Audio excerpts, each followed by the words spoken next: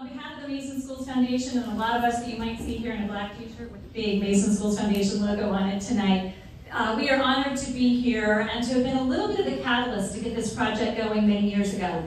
The Mason Schools Foundation started in 2008, and ever since then we've had numerous grant requests for help in the Learning Commons. It first came from the right place, about tutoring. It was about instructional materials, trying out new printers and grants that way. We always went back to the administration and asked the same question: how does this fit into your bigger long-term plan? And we kind of got silence because we didn't have a bigger long-term plan. So about 6 years ago, the learning development coaches and at that time our innovation chair, Dr. Cooper, and Ms. Roberts said we'd like to bring in an expert in design to help us think through and pull all of the constituents together, kind of a catalyst. And so we thought that was a great idea. So on behalf of the Mason Schools Foundation, we said, yes, we'd love to be part of that, and funded a grant that brought in David Jakes, an expert in the space, and he came and spent several days with many of you and looked at the current Learning Commons, looked at how Mason was advancing with personalized learning, and said, I've got some insights for you. I have the report here that he shared with us back in 2019. We have a copy if you'd like to take a look. And he was pretty candid. He said, your most accessible space in this building is the least capable. And that's the space we're standing in now.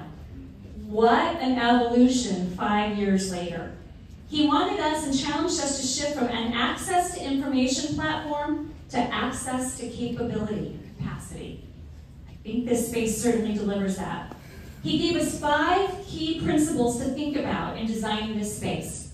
He encouraged it to be invitational. How do y'all feel in this space? Pretty welcome. He asked it to be diverse, and he wanted it to offer all of our students a choice so they could follow their individual passions. He wanted it based in community. Thanks to all of you. Look at the community that's here tonight. He wanted it to have great capabilities, where it could unite people and resources and each other. And last but not least, he wanted the space to be a catalyst. He wanted it to be a space that could amplify and extend what it means to be a curious and imaginative learner. Well done, Mason City Schools. I think you have delivered on what the ask was and what the promise was from this report. So thank you all for doing that.